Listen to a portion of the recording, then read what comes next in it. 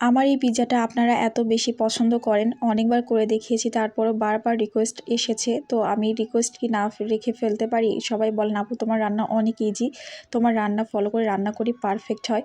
তারপরে অনেকে ইনবক্সে ছবি পাঠান রান্না করার পর, এগুলো খুবই ভালো লাগে। তো আজকে যেহেতু পিৎজা বানাচ্ছি, এই জন্য চাচ্ছিলাম আপনাদের সাথে শেয়ার করি।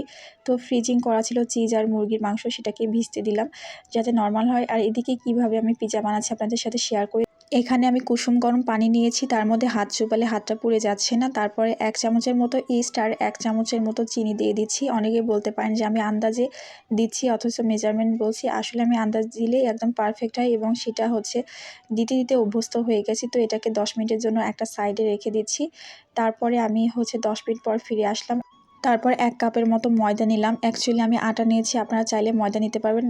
ময়দা দিয়ে অ্যাকচুয়ালি বেশি পারফেক্ট হবে পিৎজা। তো আমি এটাকে হচ্ছে সফট ডো করে নিচ্ছি। তারপর আটা দিয়েও দেখেন আজকে অনেক মজা হবে, অনেক সুন্দর হবে। তারপরে আমি কিছুটা সয়াবিনের তেল দিয়ে দিলাম আরও সফট একটা ডো হওয়ার জন্য। তো এটাকে ভালোভাবে মাখতে মাখতে আঠালো হলে কোনো ভয় পাওয়ার কারণ নাই। তার কারণ হচ্ছে যে একটু পরে সুন্দর মতো সেট হয়ে যাবে। তো এটাকে আমি ফুলে ওঠা পর্যন্ত রেখে দিচ্ছি। আর এদিকে চিকেনটাকেও কেটে নিয়েছি একদম চিকন চিকন করে। তার মধ্যে গোলমরিচের গুঁড়া, লবণ, মরিচের গুঁড়া, আদা রসুন বাটা দিবেন। আমি এখানে গুঁড়া ইউজ করেছি। তারপরে একটু টমেটো সস, একটু সয়া সস দিয়ে খুব সুন্দরভাবে মিক্স করে নিচ্ছি। অ্যাকচুয়ালি রান্নাটা আর্ট, যে যেভাবে করে। তো আমার এটাকে মিক্স করা হয়ে গেছে, একটা সাইডে রেখে আমি চলে আসলাম পিৎজাকে সাজাবো যেভাবে, এই জন্য সবজি কাটার জন্য আর কি। তো এখানে ক্যাপসিকাম নিয়েছি, গাজর নিয়েছি, আপনারা চাইলে টমেটো নিতে পারেন বা আদার্স সবজি নিতে পারেন, কোনো সমস্যা নাই। আমার কাছে টমেটোটা খুব একটা ভালো লাগে না, মনে হয় যেন উপর থেকে পানি ছেড়ে দেয়।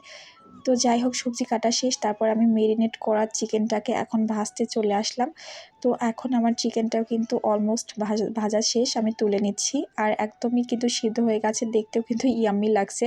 তারপরে এখন একটু তেল দিয়ে আমি যে কড়াইটাতে পিৎজা বসাবো সেই কড়াইটা ব্রাশ করে নিলাম হাত দিয়ে। তারপর আমি খুব সুন্দরভাবে ময়দাটাকে গোল রুটির মতো করে দিচ্ছি, দেখতে পাচ্ছেন কিভাবে দিলাম।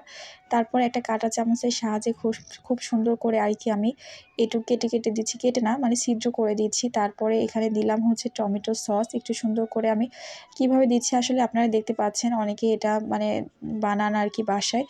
তো এটা খুবই ইজি আর কি। তারপরে আমি হচ্ছে একটু চিজ দিয়ে দিলাম, তারপরে দিয়ে দিচ্ছি একটু চিকেন, তারপর একটু ক্যাপসিকাম, একটু পেঁয়াজ। অ্যাকচুয়ালি যে যেভাবে এখন ডেকোরেশন করেন, তো আমি পার্ট বাই পার্ট ডেকোরেশন করব, কারণ আমার যেহেতু ডিনারে অন্য কোনো কিছু খাবো না, শুধু পিৎজাই খাবো, এই জন্য বেশি করে ইনগ্রেডিয়েন্টস দিচ্ছি। রেস্টুরেন্টে এত বেশি ইনগ্রেডিয়েন্টস দেয় না, বাসায় দিলে মন মতো খাওয়া যায়। তো এইভাবে করে সাজিয়ে গরিবের ওভেনে তুলে দিলাম। অ্যাকচুয়ালি আমার বাসায় কিন্তু ওভেন আছে, এই জন্য দেখালাম। তো আমি তারপর চুলায় করে দিচ্ছি, কারণ সবার বাসায় কিন্তু ওভেন থাকে না। তো যাতে আমরা হচ্ছে সবাই করে খেতে পারি, এই জন্য আমার এই গরিবের রেসিপি। বাট পিৎজা যে এত বেশি মজা হয়েছে, নিচে কিন্তু পুড়েও যায়নি, খুব সুন্দর একটা ব্রাউন কালার এসেছে। তারপরে আমি হচ্ছে একদম লো আছে কিন্তু মানে পিৎজাটা করেছি জাস্ট 12 মিনিটের মতো। আর এখানে হচ্ছে মানে নিচে একটা তাওয়া দিয়ে নিয়েছিলাম। আপনাদের যে কোয়েশ্চেনগুলো থাকে, আমি অ্যাকচুয়ালি প্রত্যেকটা কোয়েশ্চেনের অ্যান্সার করেছি।